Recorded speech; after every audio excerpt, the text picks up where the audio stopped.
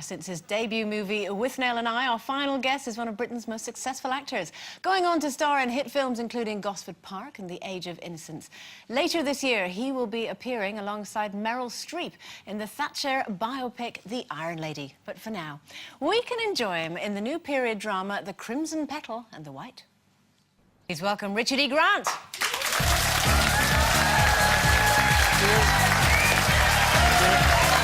Hi, guys.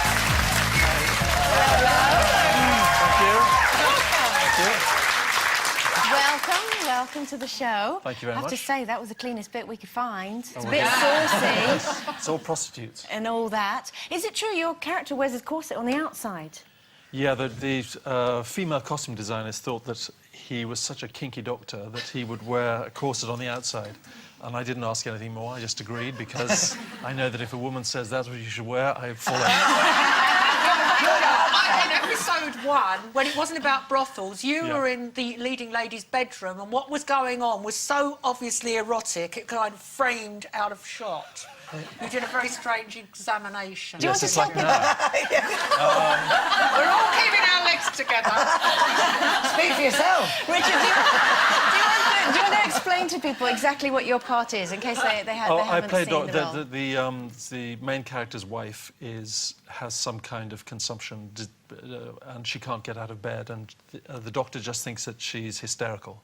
Okay. And because he's, a 19th century doctor, thinks that all women are just invent stuff. So he has to do a daily or a weekly, put the gloves on and feel up. So, so it's one of those. Well, I got paid. Yes. Did you do a lot of research? I did, yes, I did. I'm doing it now. It's an amazing programme for how it explores the Victorian attitude to sexuality, isn't it? I think it's one of the most truthful programmes I've ever seen about that. Good. I agree with you. But for the BBC, I mean, we're so used to costume drama being rather deodorised and rather sanitised and very chocolate boxy, and then along comes this drama series which is all set in brothels, and it hinges around a prostitute and her relationship with her clients and how, the hypocrisy of the era. I mean, what was it like? Is it like a modern day, or an olden day rather, a Victorian Pretty Woman? It is exactly that. Is it? Yeah. Except that Pretty Woman said that you always end up with Richard Gere at the end, which we all know is bollocks. Hello? Sorry. Say that. Sorry. Sorry, we do have to apologise. Testicles. It is lunchtime. Rubbish would be a good word. Sorry. What would you say that it... I mean, Janet touched on the fact that it shows a different side to Victorian society. What would you say that it teaches us about women? Because you said your doctor sees all women as hysterical. What would you say that it teaches about Victorian women? Well, I think that there was... What Janet was saying is that there is a double standard, that you were supposed to... that women were supposed to be all these perfect, non-sexual beings, but then, of course, a man may be married to that kind of woman, but then going off, on the slide. The Madonna whore thing. You have your lovely wife at home. Yeah, so I think it rips the sort of hypocrisy of that open. Are you enjoying the fact that, I mean, obviously, Withnail and I was 100 years ago, but that must be the film that everybody stops you and says, love that film. They do, and I'm still grateful that I have enough hair and teeth that I can be recognised. Well, the amazing thing about that, when I was reading about you, is that you don't drink at all. I don't know. And yet you played the best drunk I've ever seen in my life. Well, thank you. You did. And you know, do you? Well, I do.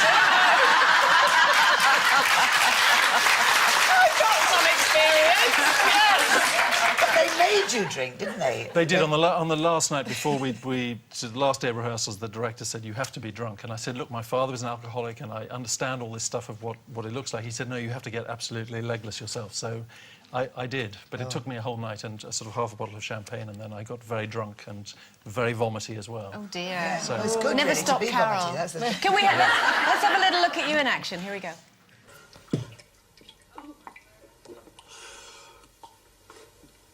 Have we got any more? Liar. What's in your toolbox? We have nothing. Sit down. Liar. You've got antifreeze. Bloody fool. You should never mix your drinks.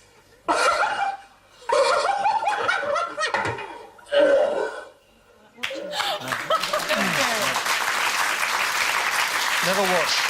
So you've never actually watched that film because you were looking away then. You don't like watching yourself. Yeah, no, I watched the rough cut for the first time in 1985 or 86 when we made it, and I was sitting with my wife and I drew blood on her wrist because I thought that I was so terrible in it that I'd never work again. Oh, So I Richard. just decided never to watch any stuff. Oh, wow. Do you watch this? No. No.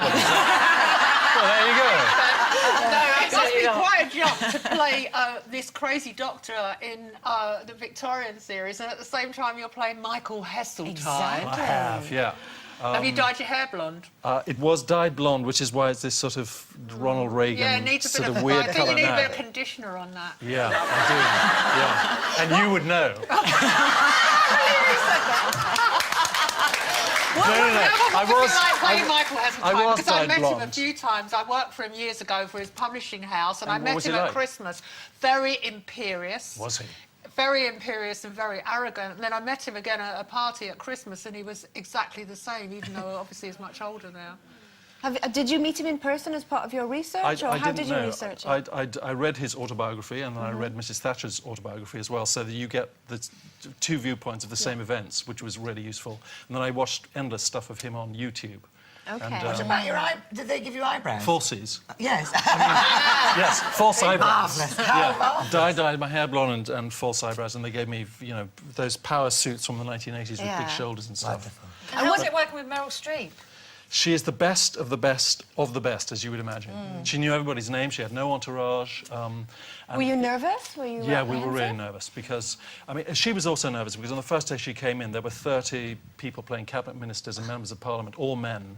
And then she came in with the female director, Phillida Lloyd, so the only two women who came in. And you got a feeling of what it must have been like for all these men to suddenly have a woman who's more powerful than anybody else. And of course she is, with 16 Oscar nominations, everything. But she knew everybody's name, and we all called her behind her back, which I told her on the last day. We called her Cheryl or Beryl. Why? Well, because it's much easier to say who you're working with, Beryl Streep, because somehow it's such a legend when you work with her that. But she was the best of the best. Was she a queen bee, would you say? And how are you at being She around didn't need queen to be. She did bees? this amazing thing where she would, if she didn't think that something was going right, she'd just quietly go and say, and then it would just change. She never had to shout or raise her voice or anything. And so it was very effective. Very quickly, you've mentioned your wife quite often. Do you think you'd let her rebrand you? Not that you need it, you know, you're a very well-turned-out man, but would It's you because let of her? She bought this. Do you mind that, or are you No, happy I'm to go very with grateful. the flow? I'm very, very grateful. She's a gorgeous lady, isn't she? Oh, thank you. You're a very attractive lady. What are we going to see you in next? Because obviously you're playing this rather rampant, crazy doctor at the moment. What have you got coming up next?